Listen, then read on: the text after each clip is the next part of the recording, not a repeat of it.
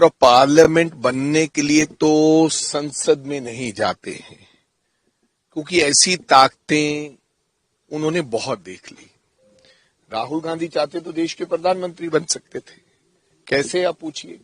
Doctor Manmohan Singh ji को जो second term दिया गया, केंद्रीय मंत्री बन सकते थे। तो डॉक्टर साहब ने खुद कह रहे थे मैडम को कि आप राहुल जी को आगे कीजिए, मेरी सेहत भी इजाजत नहीं देती है।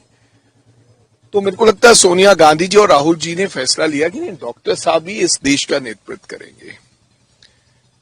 केंद्र मंत्री बन सकते थे, गृह मंत्री बन सकते थे, डिफेंस मिनिस्टर बन सकते थे, उसमें तो कोई आपत्ति है ही नहीं थी। तो राहुल गांधी देश के लोगों की लड़ाई लड़ने के लिए उस संसद में जाते हैं।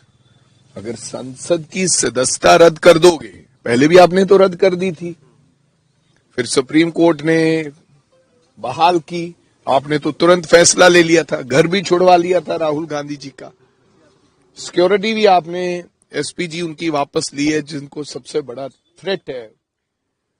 तो राहुल गांधी लोगों के मुद्दे उठाने से पीछे नहीं हटेंगे। कर लो आप। और राहुल जी क्यों कर रहे हो आप सदस्यता रद्द? कांग्रेस के 100 एमपी, अब कोई डेमोक्रेसी नाम की तो चीज नहीं रह गई है। संसद में आप बोलने का समय नहीं देते हो, राहुल गांधी जी को हर मुद्दे के ऊपर घेर रहे हो, हमें बोलने नहीं दिया जा रहा। हमारे 100 मेंबर ऑफ पार्लियामेंट, आप 100 की रद्द कर दो, एक तरफा ही करो ना काम, हम सब तैयार हैं। तो मेरे कहने का मतलब, राहुल गांधी जी लोगों की आवाज उठाते रहे हैं, देश के लिए लड़ते रहे हैं, वो तब तक लड़ते रहेंगे जब तक उनके शरीर में साहस है। कैप्टन अमरिंदर सिंह तो कहती कि कांग्रेस के पास तो मुद्दा नहीं है, इस वजह से प्रोटेस्ट करके बाहर हो जाते हैं, और यही उन्होंने तो भाई अब ये मुद्दा नहीं तो आप रोकते क्यों है बोलने से? व्हेन देयर इज नो मुद्दा, तो फिर आप हमें रोकते क्यों हैं?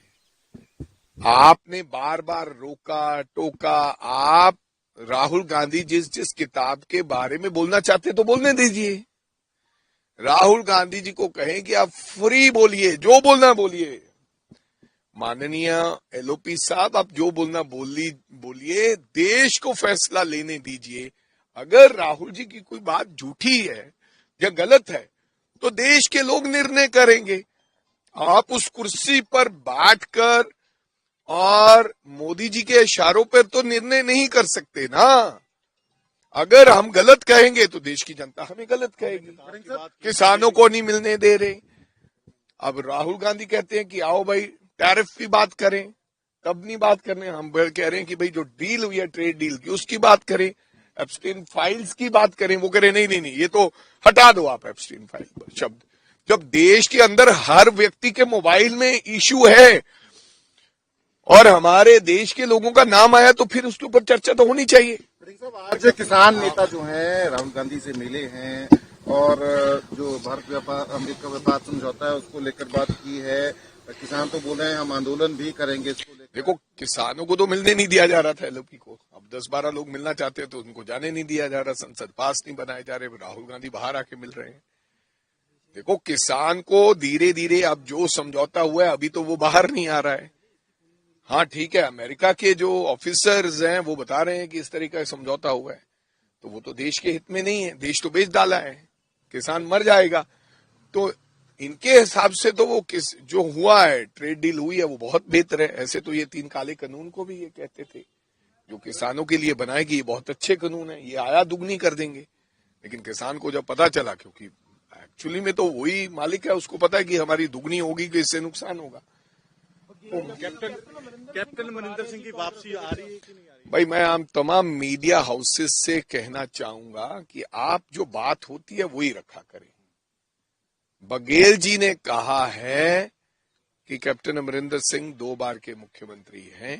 भाई, वो बड़े नेता रहे हैं, तो अगर वो इच्छा जाहिर करेंगे पार्टी में आने के लिए तो पार्टी इसके ऊपर विचार करेगी। इससे ज्यादा अगर बघेल जी ने बोला तो बताइए, बघेल जी ने नहीं बोला कि आ रहे हैं, बघेल जी ने बोला कि हम उनको इनविटेशन भेज रहे हैं, ऐसा तो बोला ही नहीं। आप लोगों ने घुमा दिया सारे का सारा, मैंने वो उनका सुना है।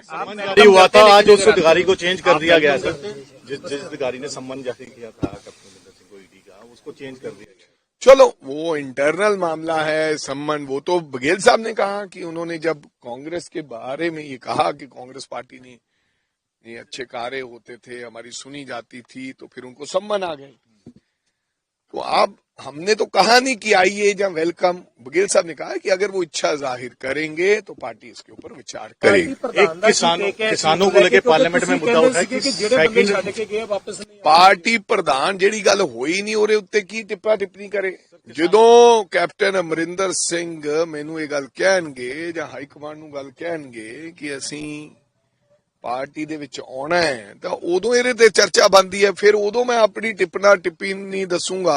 ਹਜੇ ਤਾਂ ਉਹ ਇਲਾਜ ਕਰਾ ਰਹੇ ਆ, परमात्मा ਉਹਨਾਂ ਦਾ ਗੋਡੇ ਠੀਕ ਠਾਕ ਉਹਨਾਂ ਦਾ ਇਲਾਜ ਹੋਵੇ ਤੇ ਉਹ ਤੰਦਰੁਸਤ ਹੋਣ। पार्लियामेंट में ये उठा है कि जो कर्जा है किसानों का वो सेकंड नंबर पे है जो पंजाब के किसान। सेकंड पे है, लेकिन जिस प्रकार के पंजाब के किसान के हालात हैं और जिस प्रकार से केंद्र सरकार ने ये फैसला कर लिया है पंजाब को मारने का और पंजाब के किसानों को मारने का, चाहे वो आफत आई हो, बाढ़ आई हो, चाहे वो 3 काले कानून को लेकर हो, चाहे किसान निधि योजना से कई लाखों लोगों के नाम काट दिए गए हों, चाहे पंजाब के किसानों पर अभी भी एजिटेशन के समय के मुकदमे दर्ज हों, ये तमाम चीजें और पंजाब की सरकार ने बड़े बड़े जो वादे किए थे वो खोखली निकली। आज पंजाब की किसान भी उनको मार रहे हैं और पंजाब की सरकार भी उनको मार रही है।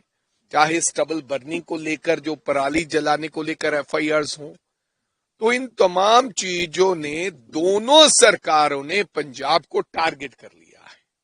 केंद्र सरकार ने टारगेट किया और पंजाब सरकार नाकाम जब रही किसानों की बात सुनने में, तो इसलिए आज पंजाब के सर पर, और अगर ऐसे ही हालात बने रहे तो पंजाब पहले नंबर का भी सूबा बन सकता है कर्ज में। मेरे पंजाब के किसान के हालात बहुत नाजुक हैं। केंद्र सरकार को स्वयं बड़ा पैकेज देना चाहिए। अगर 16 लाख करोड़ रुपया आप व्यापारियों का माफ कर सकते हो तो किसान का कर्ज क्यों नहीं माफ कर सकते?